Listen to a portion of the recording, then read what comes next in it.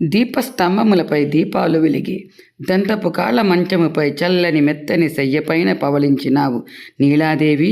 విరిసిన పువ్వులు కొప్పున దాల్చి అందమైన పరుపు పైన నీలాదేవి పవళించేవు నీవు. నిదురలేచి రావమ్మ పూల గొప్పుగల నాయకి కూడి ఆదమరచి నిద్రించేవు స్వామి. ఒక్క మాట మాట్లాడవేమి నల్లని నా స్వామి, మేలుకో నీలాదేవిని కూడి శయనించిన స్వామి. నిద్రించేవా విశాలాక్షి, నీవు విడువవు క్షణమైన స్వామిని. తగదు తల్లి తగదు సుమా, భోగభాగ్యాలు శాశ్వతం కాదు నీలాదేవి, నీవు మేలుకో. నిత్యము సత్యము శ్రీహరి తెలుసుకోవే నా చెలియ.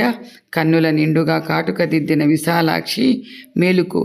కన్నులలోన స్వామి రూపం బంధించావా. స్వామి కంటి చూపులలో ఈ లోకములు, నీ కంటి చూపులో ఆ స్వామి. ఇద్దరూ లేచి దర్శనం ఇవ్వగా వేచి ఉన్నాము నీలాదేవి. స్వామి కరుణా దర్శనము మాకు దయచేయమ్మ. అందమైన భవనములోన మణిమాణిక్య పూరితము మీ ఇంటి తలుపు గడియను తీయమ్మా నీలాదేవి. వక్షోవిహారిణి దివ్యమూర్తే అంటారు మన వెంకటేశ్వర స్వామి సుప్రభాతంలో. అనగా లక్ష్మీదేవిని లేపుతున్నారు. లక్ష్మీదేవికి మేలుకొల్పు. అమ్మ స్వామిని విడివిడిగా చూడలేము. వారి అనురాగబంధం వివరిస్తూ గోదాదేవి స్వామిని పంపమంటుంది. ఇద్దరికీ మేలుకొలుపు పాడుతుంది.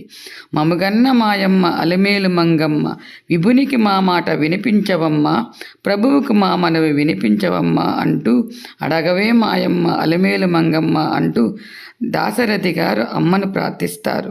త్యాగయ్య అయితే మా జానకిని చేపట్టావు కాన నీవు జగదభిరాముడవు అంటుంటారు. అంతా అమ్మవారి మహిమే.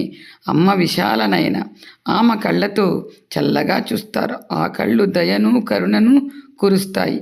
అందుకే అమ్మ కరుణా కటాక్షాలు అంటారు. అమ్మ దయ ఉంటే అన్నీ ఉన్నట్టే. దీపస్తంభాలు అంటే వెలుగు జ్ఞానానికి చిహ్నం. 4 కోళ్ళు మంచం అంటూ ప్రత్యేకంగా వర్ణించారు. ధర్మ అర్థ కామ మోక్షములను సూచిస్తూ ఆ ధర్మ రక్షణకు స్వామి రావాలి. అమ్మ స్వామిని పంపమ్మ, లేసమైన జాగు లేకుండా మాయమ్మ. పంపు వేగనిపుడే పద్మ విభుని, తెల్లవారిపోయే తొలికోడి కూసనే.